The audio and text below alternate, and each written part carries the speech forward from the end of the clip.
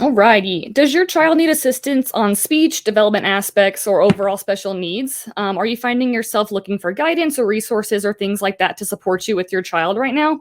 These are some topics that we're going to cover today. Hi, everybody. Milena Boris, ELV's Membership and Marketing Specialist, here again today for our weekly What's Up Wednesday interview. Today, I am very excited to have Sondra with us. She is a Child Find Coordinator for Mesa County Valley School District 51, and she's going to be presenting some information to you all on her behalf today regarding the organization and this topic of Child Find. Hi, Sondra. Thanks so much for taking the time and welcome. Hi, thank you. All right, let me switch my screen and you can take it away. All right. Go for it. Thank you guys for having me. I am trying to keep this very general because my understanding is that you guys are throughout the state. So if you have specific questions after this, I will have time for questions, or you will have my contact information. Please feel free to reach out to me. What is Child Find? It's a community effort to assure that children with special needs are identified, evaluated, and appropriately served throughout communities in the state of Colorado. Who refers children to Child Find? We have several referring agencies. A lot of referrals come from Head Start, daycare providers. The Department of Human Service does referrals, especially for confirmed cases of abuse or neglect. Primary doctors, parents, foster parents, and private schools also do referrals. It varies from community to community, but from birth to 3 years of age, children are referred to the Community Center Board. In Grand Junction, that would be Mesa Developmental Services. I have included the link for the Community Center Board directory. So if you would paste this link into your internet, you will be able to pull up their directory and you will know exactly which Community Center Board you are working with depending on your location. School districts, we do 3 to non-school age 5 in the Child Find office. And you guys can pull up the Colorado Department of Education directory by using the link down below. This will list every Child Find office and the contact person that you need to talk to. Because the referrals are different from community to community, I'm not going into specifics on how you refer a child, but I would just encourage you to reach out to the appropriate agency to specify what their requirements are. Usually there is a referral form that we ask agencies to complete, and then from there, the individual offices will contact parents. We are asked frequently, how do I know a child has concerns? Or you guys worry about what is a good referral? So I have broken down in some age ranges where we would definitely want you to reach out to the Community Center Board or Child Find. From birth to 3, at 3 months of age, if a child is not responding to your voice or your smiles, or they're not responding to environmental sounds, that is a concern, and we would want you to make a referral. Also, at 3 months of age, children's cries start differentiating between when they're tired, hungry, or in pain, and familiar daycare providers usually can discern that. If that cry is the same for everything, that may be a red flag that we would want you to make a referral. At 6 months of age, if you have children in your learning environment that cannot focus, they're overly stimulated, they're showing a lack of awareness of people and objects or sounds, at 6 months of age, they really should be turning and localizing to the sound or to the speaker. If you're not seeing that, those would all be good referrals at that point. At 9 months of age, this is where kiddos start giving eye contact. They start playing social games like peekaboo, and they start doing vocal turn taking. So if you start making B sounds like ba ba ba ba, the baby will usually try to imitate you. If you guys are not seeing that, please make a referral. At 9 months of age, you should hear lots of babbling, and the babbling should be varied. So if you're not hearing a lot of consonants and they're only vowel sounds, that would be a concern, and we would want you to make a referral. And again, 9-month-olds are very purposeful in their interactions. They'll hand you objects. They'll copy you. If you're not seeing that purposeful interactions in your learning environments, please contact the right agency. And for these ages, it would be your community center board. At 12 months of age, patterns of babbling start.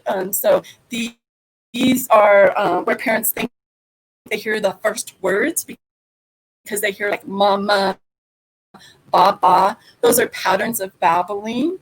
If you're not hearing those, that is a concern. And if they have not increased the babbling, please make a referral by 12 months. Children really start at 12 months responding to words or your communication gestures. So if you're pointing or you're playing patty cake, kiddos that are not showing a responsiveness, they're not imitating you. There's not that back and forth with words or gestures, then we would want you to please make a referral. At 12 months, they should be able to follow some simple directions or words. And if you're finding that you're constantly having to back very simple directions with visuals, or you're over exaggerating to have them understand routine language, then that would be a red flag. At this age, we get a lot of referrals for kiddos that aren't walking yet. It's okay to be 12 months and not walking. But if a kiddo is not crawling between 9 to 12 months, that may be a concern for motor, and it is okay to do a referral. 18 months, concerns that we would want you to do a referral is kiddos should be imitating you. And this is where, as adults, we really have to be careful of the words that we use because kids are imitating us.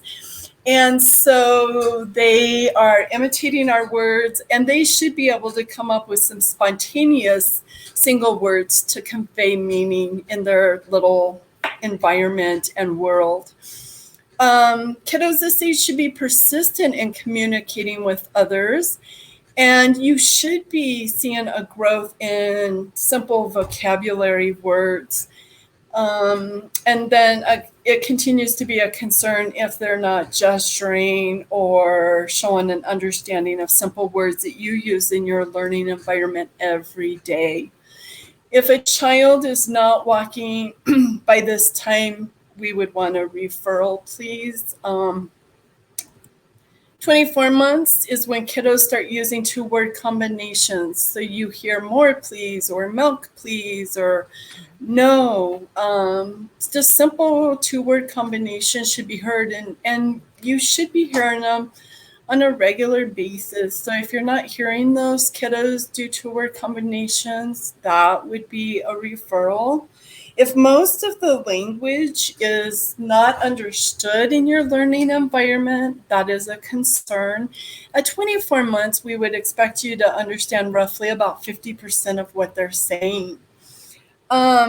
If you see any regression in language, like you have a child that is using words and all at once they stop talking, or they're not using spontaneous language anymore, but they're just echoing you or repeating what you say, please do a referral. Kiddos at this age are interested in interacting with you. They really do want that back and forth interaction. So if they're not interested in verbally interacting with you, that would be a concern. Kiddos at this age are climbing without help, and they're beginning to use lots of large muscle skills. And so if you see a kiddo that is not walking, or they tend to fall a lot, that may be a concern that you want to address by making a referral. At 3 years of age, kiddos at this age should be asking you questions. Why? What? So if you have a kiddo that's not asking questions, that could be a red flag. At this age, you should be understanding approximately 75% of what they're saying, especially if they're in your learning environment on a consistent basis. If kiddos at this age are using very few words to communicate, that is a concern. At this age, their attention to tasks should be a little bit longer, and they should enjoy activities such as listening to you, reading books, or looking at books with you. Kiddos should start commenting or expressing on feelings, especially if you emerge them with words like, oh, you look so angry, when they're angry, or when they're crying, if you use words such as, oh, you look so sad. If they're immersed in that emotional language in the learning environment, they should start making comments about their feelings. They also should be able to verbally express if they're hungry, tired, or thirsty. So kiddos that are using still lots of gestures, if you see a lot of temper tantrums at this age, because they should have decreased from 2 years of age, we might need to take a look at that and just make sure that their language is not contributing to behaviors. At 36 months, kids should be playing side by side. They're not yet fully engaged in cooperative play, but they should be able to swap a toy and share a little bit, and show interest in what others are doing, but they may not fully engage cooperatively at 36 months. At 4, we want you to make a referral when kiddos aren't using sentences or phrases to express their wants and needs. They can't follow a 2-step related direction, like go wash your hands and sit down for lunch. At this point, their speech should be understood by familiar listeners. So if you're really struggling to understand a child, we would want you to make a referral. Now, it can be difficult when you have a young child at a very young age in your learning environment who's turning 4, because they're with you a lot and you become very familiar with their speech pattern. I would just encourage you, if you're questioning a child's intelligibility of speech, close your eyes when they're talking. Remove that contextual environment and see the percentage that you understand without having all those environmental cues, because we are in this business to help kiddos, and sometimes you guys are awesome in just accommodating, but even when I do intakes, I will close my eyes to say, do I really understand what this child is saying, and is their speech clear, or am I really depending on the environmental cues that I know that they're playing with or my environment offers? At 48 months too, kiddos become aware of environmental print. They can point out their favorite restaurants. Like my son was McDonald's. He could point out an arch miles away. So kiddos should be able to start pinpointing some environmental print signs in their environment. And at this age, you should see full functional pretend play, and it should be multi-sequential. So we're not just at the house doing dishes. We're now washing the dish, we're putting food on the plate, and we're giving it to somebody to eat. If you are not seeing these, that would be an area of concern. At this stage, kiddos motor-wise, they should be fully able to access a playground without help. And they should be running on different surfaces without falling. And they're even coordinating some of those muscles to do more difficult skills, like, riding a bike without training wheels, and learning how to skip and gallop and those kind of things. Those are all very complex motor skills that you should be seeing at 48 months of age. At 5, kiddos should be able to attend to a story from start to finish and answer very simple questions that are relevant to that story. Their speech should be largely understood. You shouldn't have to be working really hard, and they should be using a variety of language and words to get their needs met, as well as academic language, counting, coloring, describing different shapes and sizes.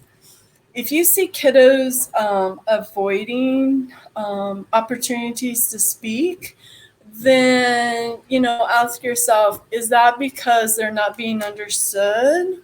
Or what is causing that concern? And children should be using words. So if they're not readily expressing themselves, please make a referral.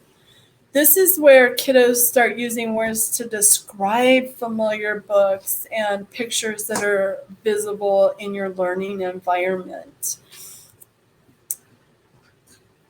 Any questions? I went over this relatively quick that anyone might have. It doesn't look like we have questions coming in from the Facebook stream just yet, but yeah, your contact information is here so they can reach out at any point. I will also have this recording on our Facebook page, our YouTube, Instagram, and also on our website, so they can refer back and send any questions your way if they have any as they find the recording. I guess one thing for families who may be hesitant about sending a recommendation over a referral, what is some advice for people who may be hesitant about kind of initiating that process with their child? Well, I would recommend that daycare providers, if you see a concern in your learning environment, that you talk to the family and you have a candid conversation of your concern and you do a referral. In Mesa County, we have the referring agency fill out the referral form. And then we, as Child Find coordinator with the school district or our community center board, will contact those parents. We will address the fears or discomfort that they have and answer any questions that they might have. But I think understanding the process of referral will help you in your community be able to express it to the families. But there are families that are leery, but I encourage you not to get discouraged if a family does not follow through the first time their child is referred. Just continue to have candid conversations with them. If you guys use an assessment tool like My Teaching Strategies or another assessment tool, that is imperative to bring that data forth when you're interacting with families. It's a third data point that sometimes helps families understand oh, this is what typical development looks like, and this is where my child has been scored. And when they hear that and they see that data, they're more receptive to follow through with a referral. Gotcha. Okay, well, I'll give you the last little bit here to provide any kind of final resources, advice, or feedback on behalf of your organization for the ELV network here while we've got them. I'm sorry, hon, you cut out. Oh, no, you're fine. Can you hear me now? I can. Okay, good deal. No worries. I'll give you the last little bit here just to provide any resources, advice, or overall feedback on your behalf of Child Find for our ELV network for the ones we have here today. I just want to encourage you guys. A lot of times we hear providers say, well, I didn't want to refer because I didn't know if it was a right referral. Please don't doubt yourself. You guys are with these children. You know the children. If you're unsure if this child should be referred, reach out to your community center board or your Child Find coordinator and ask them. We are here for resources. We can help you walk through what would be typical or atypical. But we want your referrals. A lot of you guys know that early intervention does a percentage of delay for eligibility. It's not up to you guys as providers to know what that is. What it is up to you to do, and I encourage you to do, is look at the typical development and is the child able to access your classroom or learning daycare, or are they needing lots of help? Are you interpreting for that child frequently? Those are all red flags that we want you to refer. Research shows the earlier you refer, and if they qualify, the better the outcome is for those children. And remember, it's our partnership that helps us reach more children with delays or disabilities. And we really do depend on you guys to identify and use the data that you have and to make those referrals. It's impossible for us to reach each child in each community without partnering with a wide variety of referring agencies. Sure. Yeah, definitely understandable. That was some great information, and we'll have that accessed for all of our providers here as well. Thank you so much, Sondra. That is all I have for you today. I appreciate your time, and I hope you have a good rest of your day. You too. Thank you. Sondra. Bye.